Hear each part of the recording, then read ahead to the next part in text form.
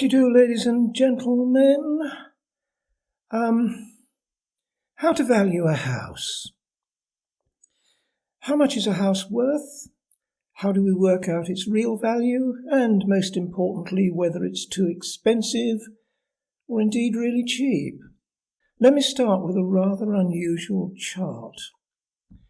This shows the value of a house priced in gold against sterling. It emphasizes a basic fact that house prices don't just go up, they tend to track inflation. In other words, the following chart is really showing just how much sterling has depreciated over the past 60-odd years. Houses, valued in gold, haven't moved at all. Welcome to the world of fiat currencies, where the value of the currency just keeps on falling due to the financial delinquency of governments. In one sense, the above statement should be obvious. After all, my first wage as a supply teacher was £8.50 for half a week.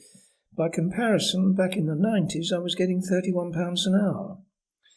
Since modern mortgages became available, the average house could only be priced in terms of how much money the average buyer took home at the end of the month.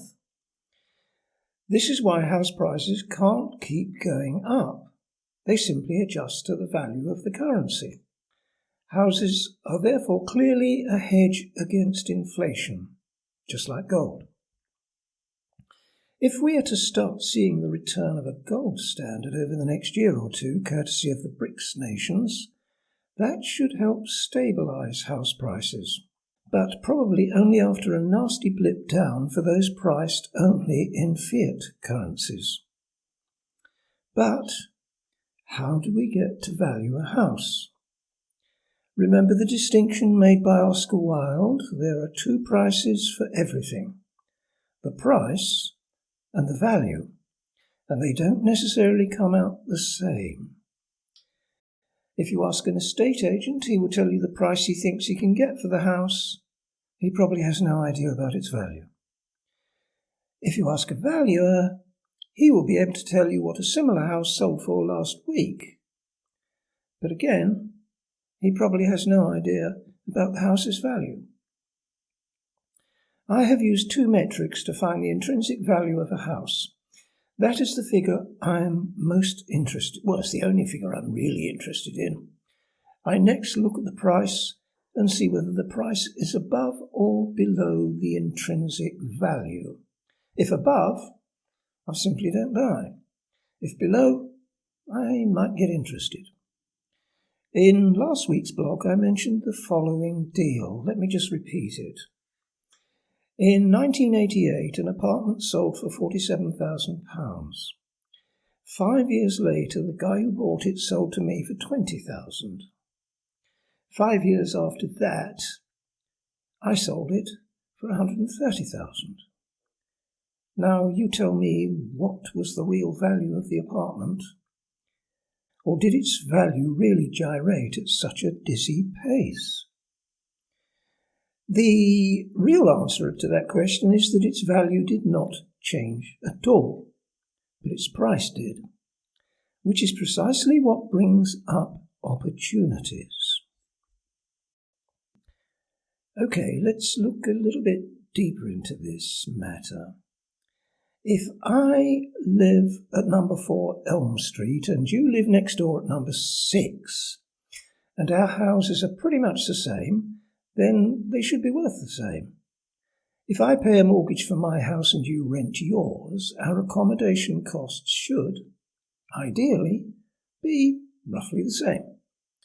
Let's say I'm buying my house with an average mortgage, with an average interest rate, then the cost of that mortgage, the interest, should be roughly the same as the cost of your rent. If you're paying £100 a week rent while I'm paying £150 a week in interest on my loan, then very soon I'm going to question why I am paying so much more than you are for the privilege of living in an almost identical house. I'm going to think it would be a better deal to rent rather than to have this ridiculously expensive mortgage. Eventually, market forces will come into play and people like me will start renting rather than buying. This will force rents up.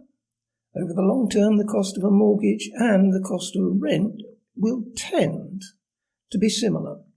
Obviously, over time they do vary, and that is what throws up buying or selling opportunities. Please note, I do not include the cost of buying the house, only the cost of the borrowed funds. However, the total costs to the mortgage holder must include the opportunity cost of any deposits he's put down. I do explain opportunity cost in my book, The Ultimate Real Estate Guide. If you want a reference to it, see below.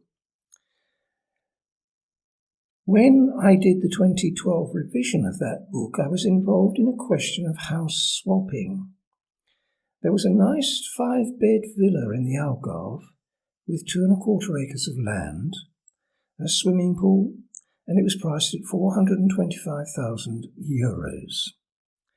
That was officially cheap.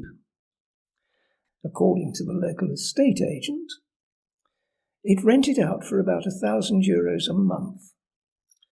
So, the cost of the mortgage on that villa at 80% loan to value with mortgage interest rates at 4%, which is what they were at the time, gives you €13,600 a year.